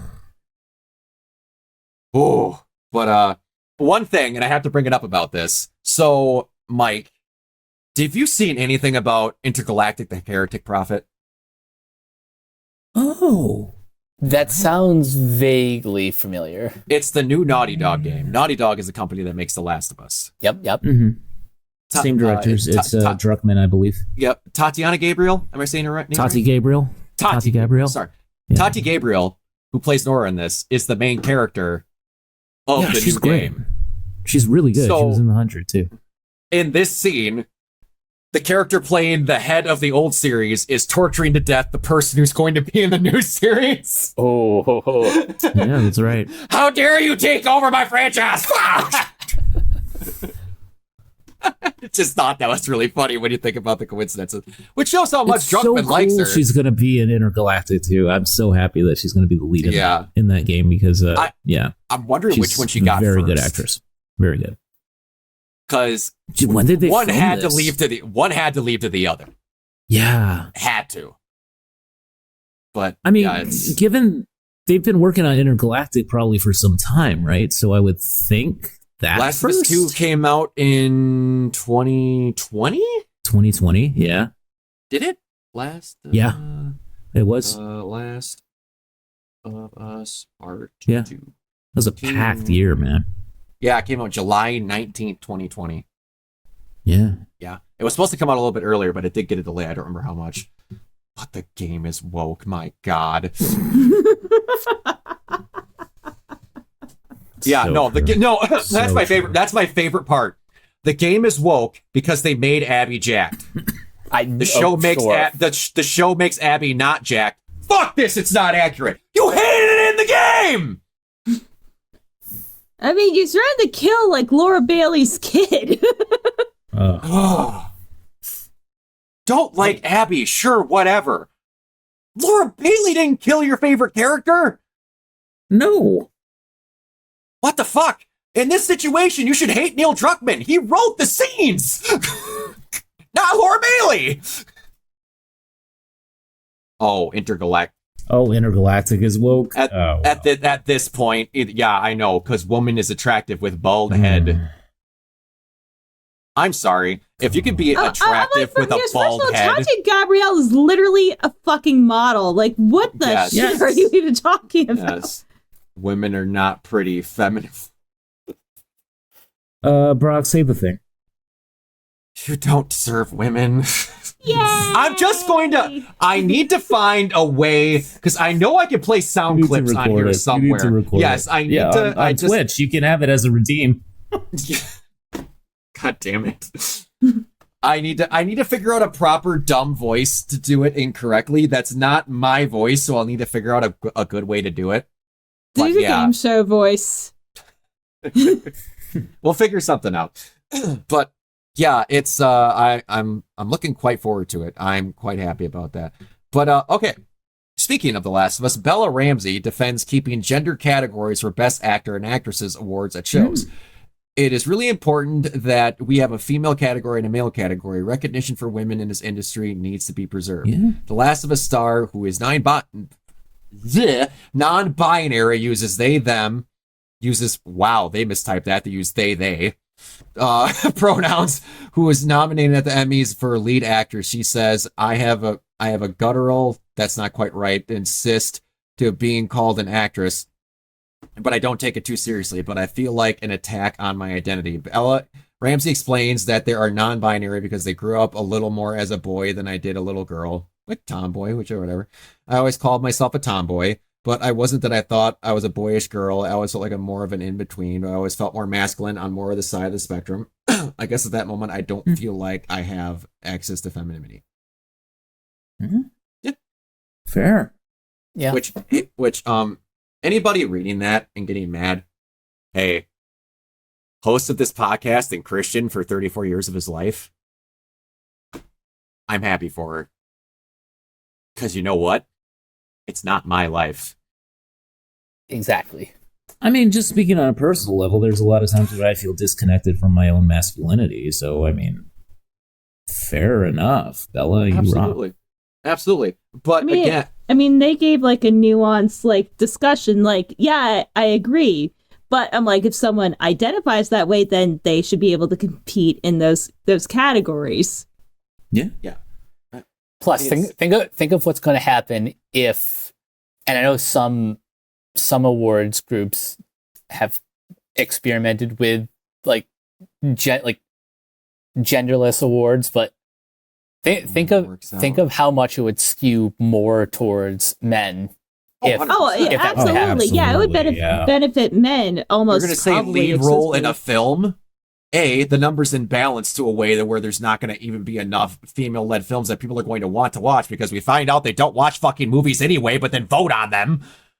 Like, it's just the way movies are made. It's going to be so freaking in balance that they're not even going to care to give them a chance. Mm-hmm. And here's like the thing. This is why it's kind of bullshit. So a few years ago at the Tonys, Alex Newell, who was a Glee alum, got nominated for a Tony. They are non-binary, but they mostly present as female, and they went for a female role. I'm like, just whatever their role is, then they just compete in that category. Yeah, I mean, that makes sense. Yeah, absolutely. Like if the role that you're playing presents as female, then actress. Absolutely. Okay. So, And a thing that I was expecting, and it's been leaked, so I'm waiting for them to just say the rest of them. It's not a leak. It's an actual I know, event. but I'm saying because it did leak, I was waiting on them to announce this. The Kristen Ritter is back as Jessica Jones. I'm waiting for them to go, and not Finn Jones, and Not Finn Jones. Poor I Finn honestly Jones. want them to bring him back so he can prove that it was the bad writing. Yeah. The guy can act. That show was ass, and that was not his fault Yeah, that was not his fault. at all. Can we just bring back Colleen Wing and Misty Knight? Just have Yes. them back. I would love that. Yes, but yeah, absolutely. I love. What is the Luke Cage guy doing these days? I don't know. Not being in Halo, that's for sure. I believe the next thing he has is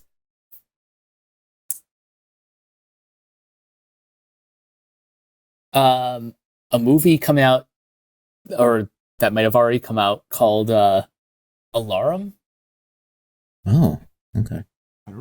with Yeah. Scott Eastwood and Sylvester Stallone.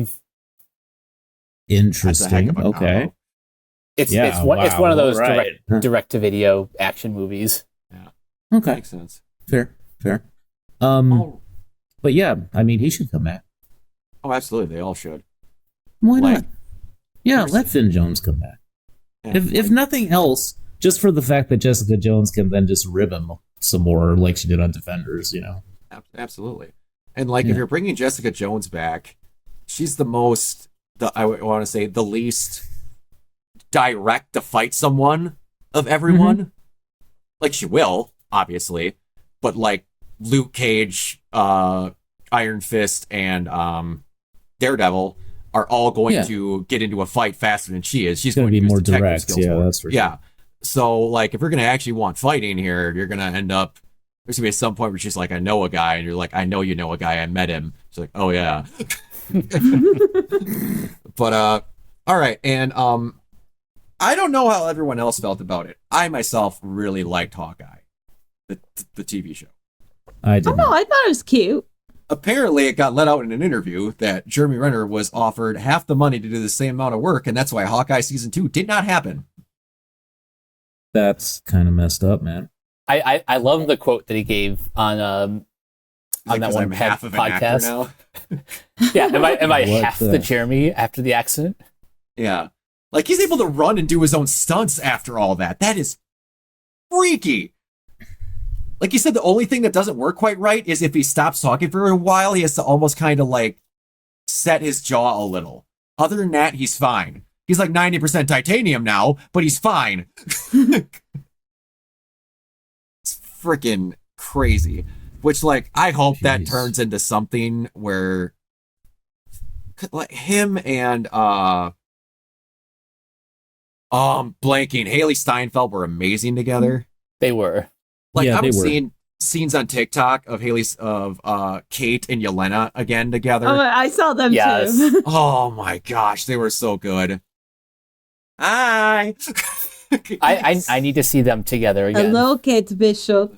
Why do you keep saying my name? Because I know who you are. Why do you only have one fork? I'm only one person. That is so weird. I made this for you. You were taking forever. I made mac and cheese. Do you want some? It's very good. She's a national treasure. I love her so damn much. Like, can we agree? No shade to anyone that has taken over a role in the MCU. Is she the best, like, legacy character the MCU's ever had? Yes, definitively. She is on par, if not anchoring towards better than Natasha was. Like, she's getting development way faster than Natasha did in the MCU. Natasha got hers towards the ass end, and they are ratcheting Yelena up. Like, they know how good of an actor they got in her, and you can't I tell me feel that like- Florence Pugh doesn't love this role. Yeah, I would agree, and I feel like it was set up, like something was set up. The red in your ledger thing, that was like a setup for something really good, and plus they were dropping all the hints towards Budapest and everything, and then it just like kind of just teetered out. Yeah, we're like, Waited till she well, was we got more dead to important give shit. her a movie. Yeah. Well, I mean, that's you could directly blame on like Ike. So Yeah. But yeah, no, it's crazy. It's crazy. But so one other thing that's not a big talking point, but I just thought it was funny that Lewis Pullman brought up that he auditioned for Ned Leeds. I'm trying very hard to imagine him being Ned. It's I tough. can kind of see it. I know, but I'm just trying to picture Lewis Pullman, who I'm assuming is a decently tall guy, towering over True. Tom Holland as his info guy. That's the only part that's super weird to me. But Daddy, I'm so alone. Yeah, that scene broke me. And her talking about how she just goes home, drinks, thinks about terrible things, and that hit a little bit too far at home. Yeah, that really. Yeah, but I felt that too. Okay, so I've definitely had those moments, man. Yeah. I remember getting off work, getting off my shift at Starbucks, and then just going home and just turning out all the lights in my room and just sitting there in the dark and just being like, I don't even know what the fuck I'm doing. That was me during the first year and a half of COVID. Yeah. I'm like, I'm doing nothing. Like I was finally going to conventions, cosplaying, all this, and they're like, nope. Throw that life you were just starting to get the fuck out of here. Like, but yeah, I have to ask, who put the talking points memo in here? Because that would not me. That must have also been Tommy. Yeah.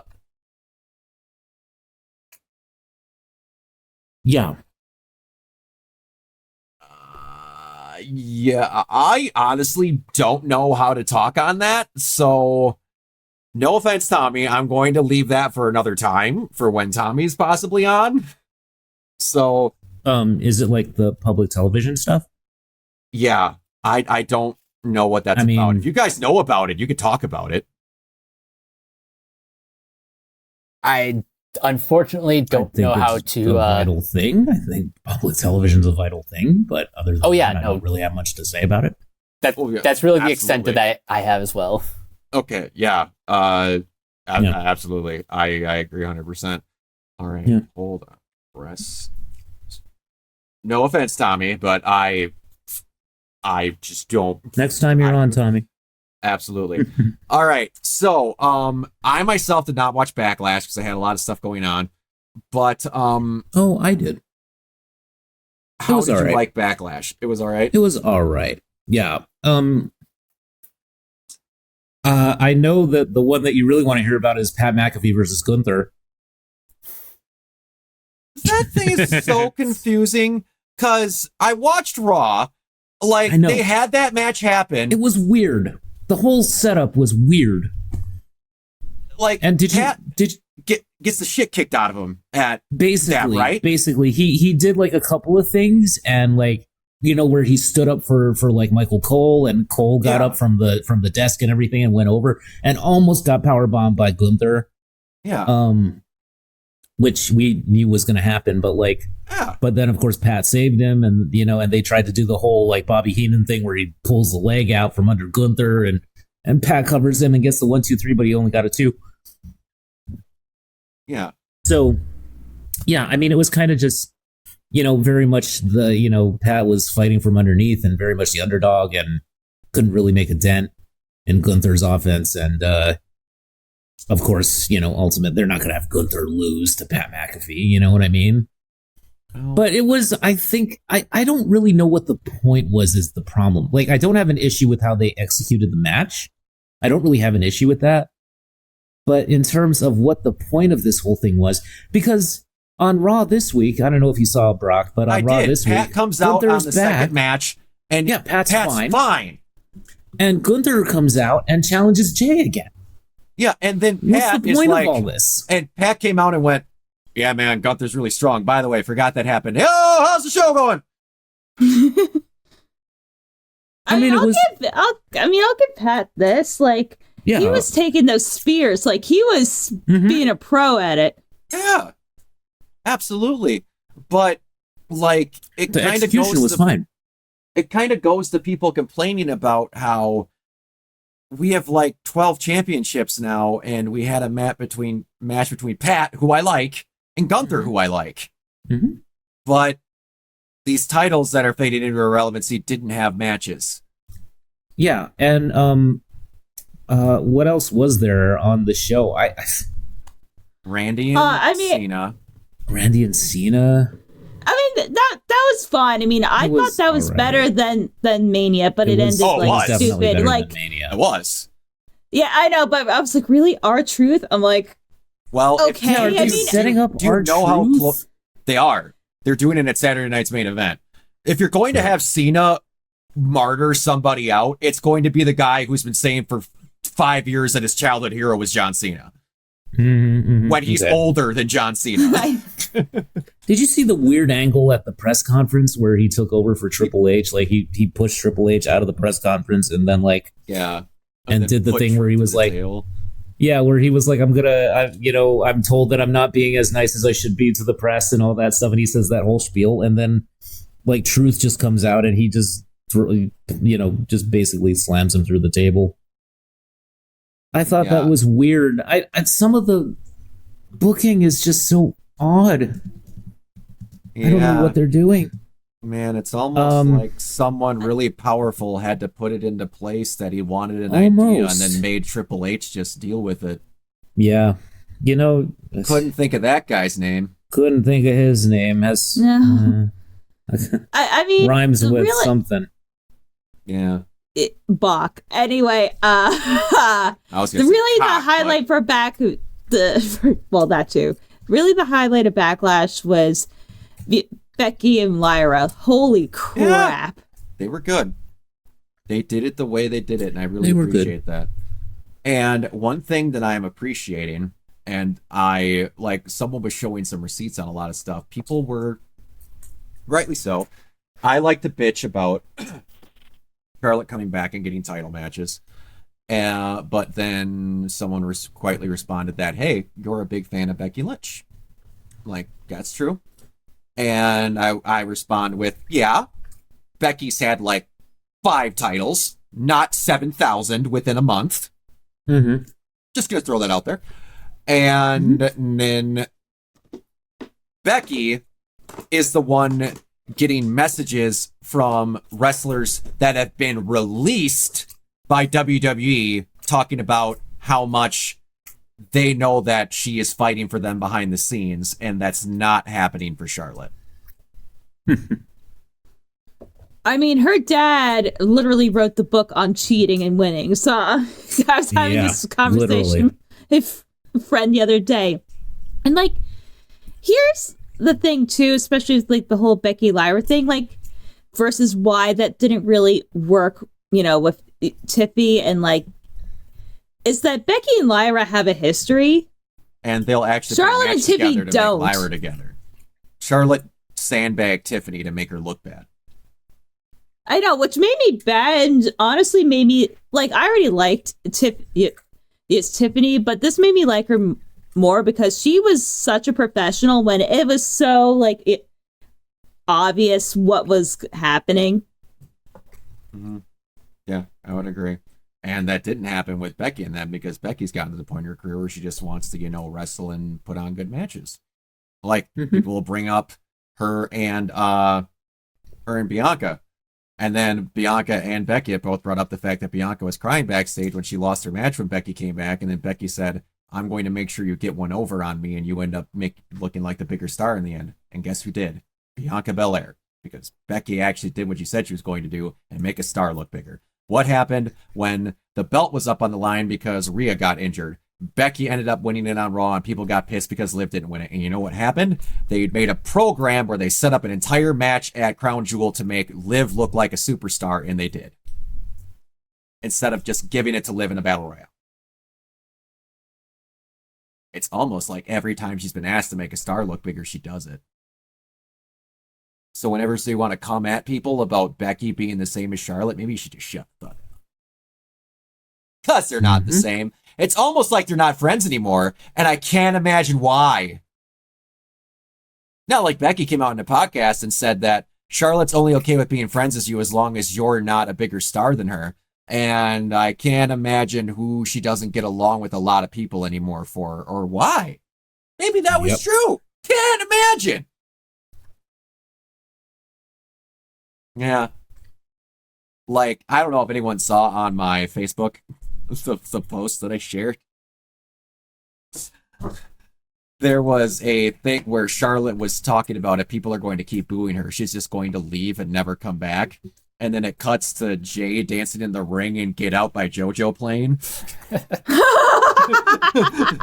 Wow, Get Out by JoJo. Wow, that's... I just realized that song's over 20 years old. Holy shit. God, I feel old. That is. All right. And I'm going to guess the social media was a mistake thing is another Tommy. Yeah, probably. Okay. Well, I do have one. I'm not going to get too into it. Mike, I think you know what I'm about to bring up. Yeah. You want to talk about this, like, vaguely enough? Because I'm not sure if you saw the recent developments about one of the people involved, you know, allegedly just got banned from Twitch for baiting. I'm going to let you take this one. You want to type out what you were going to say in the private chat? I will just say things have been said. An animation YouTuber got accused of like assault like over a decade ago. It's just for context, it involves fucking bronies because of course it does. Why would it not? But anyway, so Brock, let me just ask you something. If you're told very serious allegations and you're planning to make an expose, what would you do? This is a multiple choice question. Would you A, vet everything seriously and treat this with nuance in respect to the victims? B, would you contact the authorities or someone like Rain who is better equipped to handle this? C, will you do like an expose, have a forum and have multiple receipts? Or D, tack it on at the end to another expose fandom bullshit thing that you were, you know, getting into some sort of drama with, and make, you know, assault allegations with memes of Seinfeld and the Sonic the Hedgehog pissing on the moon meme.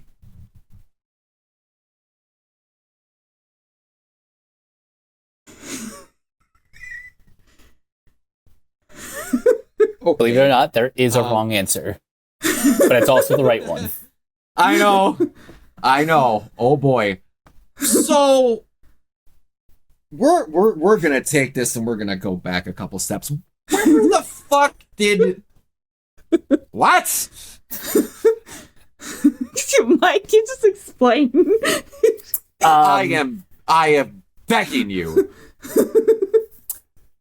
The best I can do is tell you to look into the YouTuber known as SaberSpark, and that's all I'm going to give you.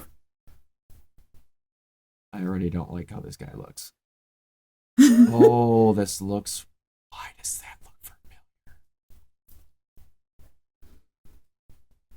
Saber... He got big off of a series called What's Ruining, and he's talked about a bunch of... Well, because originally he was a brony YouTuber, which I swear to Christ, the only person that was active in that fandom back then that hasn't turned out to be an either awful or completely fucking insane person is Jenny Nicholson.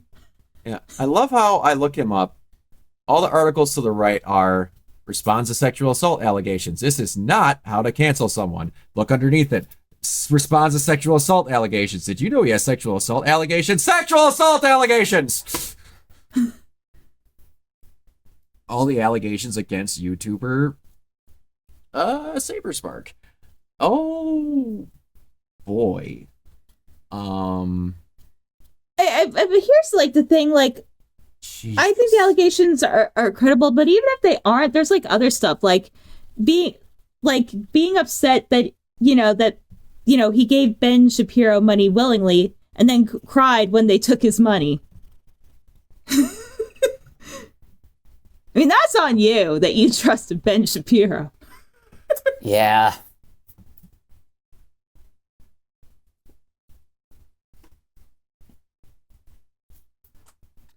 So that's why I'm saying this is a mistake, and it keeps getting worse, and people just need to shut up, because like this is, I've never seen like something of this nature handled like this badly. And you know what? The victim is questioned. This has become such a circus that they're never going to get justice, and that like pisses me off. The way that this was handled is honestly worse than the podcast that initially broke the allegations against Neil Gaiman. Oh, it's 100 times worse, because you know what at least that happened is a lot of people like came out and gave validity to it, but that was like months after the fact. Yeah, this is just like a complete disaster. And I saw it as it was happening, and it was bad. Like, people are saying, hey, you're kind of diminishing like assault allegations, and then like the people who were involved in the video were like saying shut up in a video about assault. Yeah. This reminds me of, if you remember what this made me bring up the other. Remember when they were, oh God, what's that character's name? When people were upset and saying that She's 6 is a bad defense when talking about sexualizing an animated character, when we were showing that one little girl from fucking Spy Family. Oh, Do you remember that for forever ago? Yeah. It's just like, people don't. Do you see when you type what's going, like? No, but I have to after the show you like what one of the clips, and Brock, your jaw will drop. Like, this isn't even like a political thing. This is just fucking stupid. All right. So we had a casting call, which I'm going to assume this is what Mike put in earlier.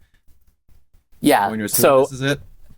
I wanted to defer to you and Kiona, since you were a little bit more versed in like the comics. So what I want to find out is, who are some of the weirdest Marvel and DC characters that have yet to make it onto the big screen? Dog welder. What was that? Dog welder. Dog welder. Yes. I will show receipts. Normally called dog face welder. I know this is like whatever. This is a character that I have to bring up every time that I see something like this, and I will show the other one when I don't think you could possibly get weirder than this one. Powers and abilities. Dog welding. He has a strong compulsion to weld dogs to people's faces. He cannot speak through conventional means. This is one of those things where it's like, when did you not stop the thing when it came to the page? What year did they first appear? So weird. 1997. Okay. Why though? And my personal favorite. Hey, Kiona, you can list one. My personal favorite. I don't know how to beat Dog Welder, quite frankly. Oh, I know I got one. He's my favorite. He's my favorite to talk about whenever we do this. Do you got one? No, go ahead. Ladies and gentlemen, you can get your powers a lot of ways. You can get them through radioactive spider bites, being struck by lightning, rays from a red sun, or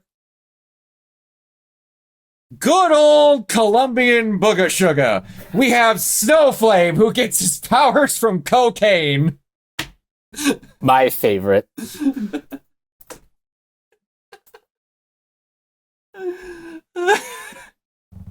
He gets pyrokinesis, superhuman strength, and contact high as his powers. I'm not gonna lie. Snowflame is half the reason why I need to finish season 4 of Harley Quinn. Because he does make an appearance. Snowflame's in it? Yep. Oh, I need to catch up on Harley Quinn. I didn't know Snowflame was in it. Oh boy. Most niche comic book characters. What? Okay. Let's see here. The Four-Armed Terror. Rune. Ghost. Dr. Solar. Marvel Man, The Mask. Turok was known as a Son of Stone version. Wow, okay. Ulysses Bloodstone, The Shadow. Let's see. The Flaming Carrot. That's a Flaming good carrot. Milk and cheese. Flaming Carrot. Saxon violins. Is that one you're mentioning now? Just saying. Baron Blood, the 12, Mantra, Ultra Force, Angel, Armful of boy. Artful. Matter Eater Lad. Matter Eater Lad, that's yes, one. that's true. Matter Eater Lad is definitely one of them. That's definitely one. El Morto, who almost got his own film before Miles Morales. Asbestos Lady? I have heard of Asbestos Lady, shockingly. I would have said Spot before the Before Across the Spider-Verse Spider-Verse. films. Yeah. Big Wheel. Ooh, yep. Shoot. He's appeared in video games and some animated, but as far as live action goes, they've never done anything with Tombstone. I remember in the 90s Robin comics there was like a villain named the General, and it turned out to be like a little like 8-year-old boy who was like preternaturally gifted in military strategy or some shit. That's funny. Like one of my personal favorites, I want to make sure this is right. It's from Spawn. Oh, Spawn. Yeah, Cygor. Cygor. Oh my god. A big like biomechanical gorilla. Oh my That's god. I love this guy. Spawn was a treasure trove of that, let me tell you. Hindsight Lad. And then there was it Overt Kill? Yeah, Overkill. Overkill. Overkill. Spawn It was was the weird. 90s. It was a different time. Spawn was a weird time. And then It you was a had simpler time, one might say. Yeah, and then you had you also had you had Angela, who then ended up going to Marvel. She shows up in a movie at some point, my goodness. Oh yeah. Comic accurate costume, of course. Yeah, yeah. Oh boy. Could the General also give people competitive insurance quotes? I believe he could have. I think he just didn't use his powers for that. His main power is if you go to him, he could save you some time. It's preternatural military acumen. Shoot. Well, they've never done The Crow more than once. So he's still kind of niche. Jesus. And they've never done Steel, so that's a kind of niche character. Yeah, they've never done Steel. They've never done Steel, but Shaquille O'Neal Never should be in a movie accurately. if they ever made one. No. Man, I want that era of films to come back for just a little bit. Jesus. Just a little. And again, in my brain went Jonah Hex. The Phantom. They made a movie about Jonah Hex. Oh yeah, it's the Phantom. That was with Billy Zane, right? Billy Zane. Slam Evil. Slam Evil. That was the first time I ever saw Catherine Zeta-Jones in a movie, and let me tell you, I was in love. Green Team or Super Patriot. NFL Supermax. NFL Super Pro, dude. Super Pro, that's what it was. Yes. Do you know he's in that new Spider-Man cartoon? I saw that. He's the coach. I saw that. I was like, that cartoon is just a spattering of random characters from Marvel. It's crazy. It's awesome. Man, off the top of my head, I can't think of any more. You know, technically, we did get a KG Beast because the guy in Batman vs. Superman was supposed to be KG Beast. KG Beast, yeah. Yep. Yeah. And that character was also on Arrow. Yeah?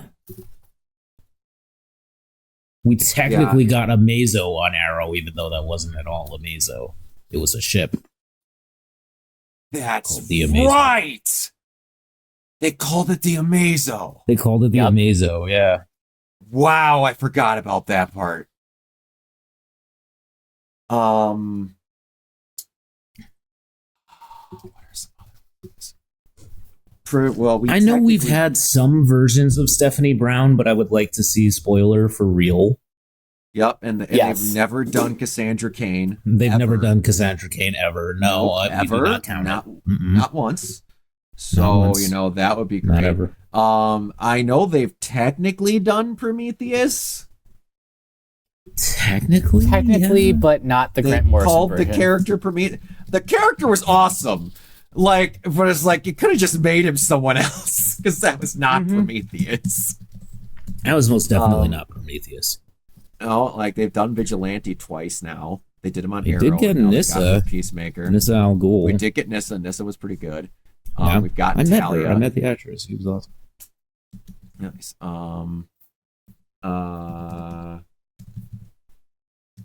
Psycho Pirate. The Condiment King, yeah. Yeah, Ten-Eyed Man, I forgot about. He's one of my favorite things because someone brought up he would go blind if he tried to punch you or open a door. True. Egghead. We did get to see Leapfrog, so that is in there. Kite Man. The Penny Plunderer. Bodok. Crazy Quilt would be crazy to see. Paste Pot Pete. Paste Pot Pete. Oh, Schnepp loved that one. Yes. Dr. Bong. Excuse me. He's the nemesis of Howard the Duck, one of the funniest and strangest Marvel characters. It makes it unsurprising in such a ridiculous regard. You can't deny the fact that the character wearing a bell on his head, named after the sound the bell makes, What is about just absurd. Speedball? Oh yeah, I forgot about Speedball. Speedball, who becomes Penance. Yes. Animal, Vegetable, Mineral Man. He's like a speechless character in Doom Patrol. Oh yeah. I've never heard of him. I bet Asbestos Lady, which is that Condiment King, Big Wheel. Man, I would have said Moon Knight until we got him in Marvel. Give me some Big Wheel. I want Big Wheel. Did you know that they weren't allowed to use Big Wheel in the Spider-Man cartoon because they said he wasn't available to use? They couldn't use characters that would be involved in other things. I'm like, are y'all gonna put Big Wheel in live action, or is he gonna be in that third Spider-Man film? That's I still want to know. What about Nick Fury's evil clone Dirk Anger? I'm gonna need you to repeat what in the holy fuck you just said. Next wave. No. Dirk Anger. Dirk Anger is a real character. God. Opens Google. Yeah. We're for Next Breaking Rock wave 2 for 2. Is one of my favorites.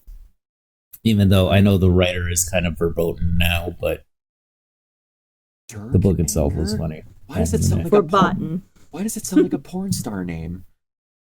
Oh Dirk my Anger? lord. Yeah. What in the 90s am I looking at? Yeah. The 90s. Was it just a toy? No. Next wave. Agents of Hate. HATE is an acronym, by the way, which means Highest Anti-Terrorism Efforts. It was a parody. It was a parody book, essentially, set in the Marvel Universe. And it also featured, I'm sorry, why am I blanking on her name? Monica Rambeau was one of the main Apparently characters. it was called Civil Hate. I'm with Dirk Anger. Why does he have a business card? Why? Because. Just because. Heroic Dirk Anger. Okay, Anger. we're gonna show you the exact There description. was a theme song. We're gonna show you the exact description that this cover gives you Yes. for Dirk Anger. Yes, do. Yes. Heroic brain damage terrorist fighter General Dirk Anger chews lizard zoom sticks for extra pep in the war against freedom. Mm-hmm. He is a Nick Fury. He's a Nick Fury parody. That is just basically the agency was called Hate instead of Shield. So the reason why it says Civil Hate is because this was at the time of Civil War, was the storyline going through Marvel, and that's the reason why they have that cover, and that's the reason why it says I'm with Dirk Anger. It's basically it's a book called Next Wave Agents of Hate, HATE, and it's that means highest anti-terrorism effort. But of course, they are actual snakes in the grass, and they are evil. And so our heroes, including Machine Man and Elsa Bloodstone and Monica Rambeau, Photon, Captain Marvel, one of the Captain Marvels, basically they all have to turn against him, and they fight all of his guys, which includes like an army of rampaging MODOKs, an army of robotic clone Wolverines. It's literally one of the issues towards the end has like 11 splash pages. So that's 22 pages of the book. Oh, jeez. And they're like Christ. wasting your money. Like the editorial note is wasting your money since 2003 or something, since the book came out. It was so freaking funny. Great artwork, by the way, Stuart Immonen.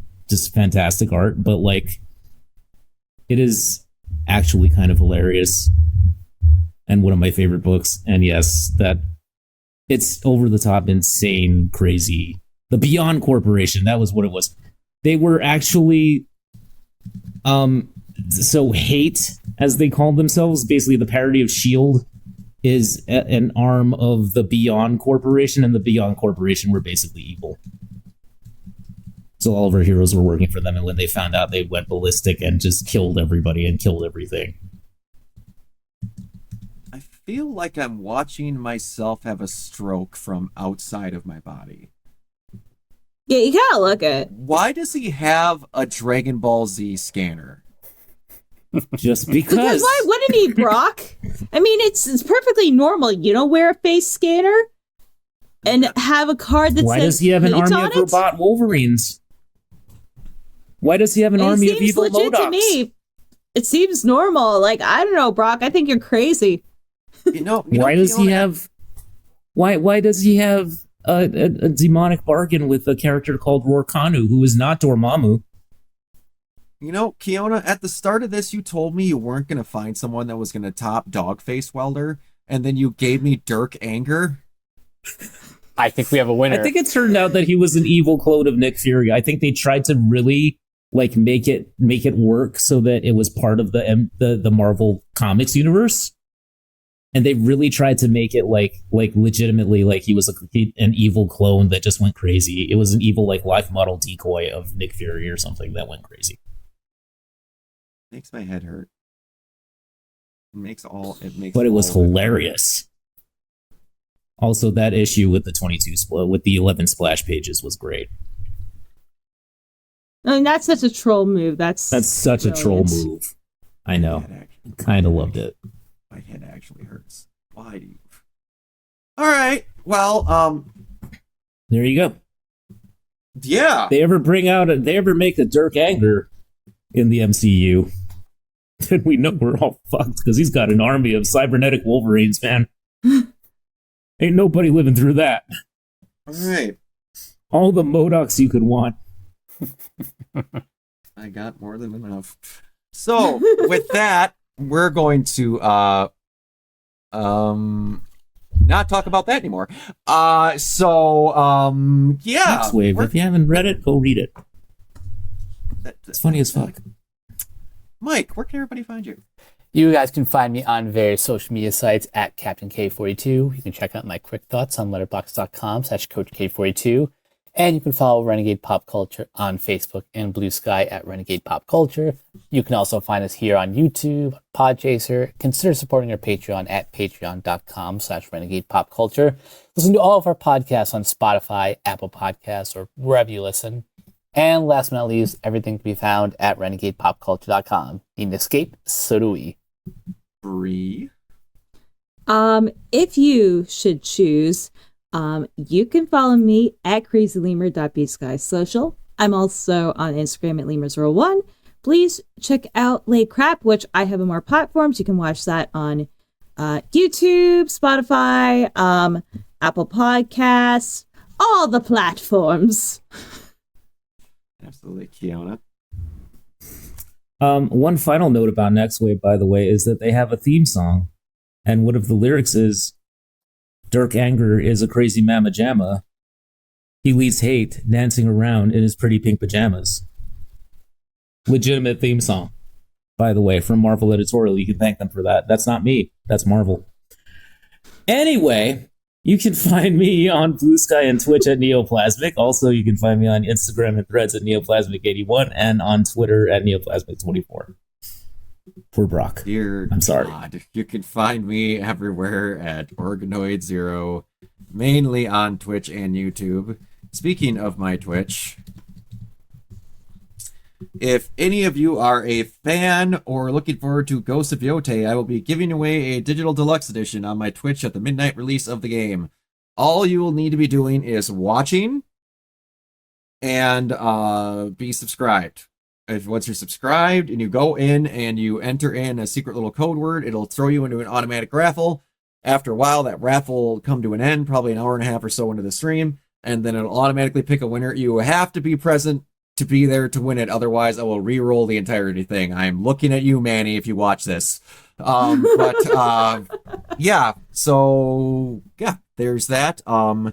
Anyone who's a fan of cosplays and such, you can find me at my Instagram at Organoid0, and the other podcast that I'm a part of, the Geeking Out podcast with my buddy Eli, Athletic Geek 89. We just pick one topic and chat about it for an hour. But yeah, that's all I got. Until next time, we will see you all later. Bye.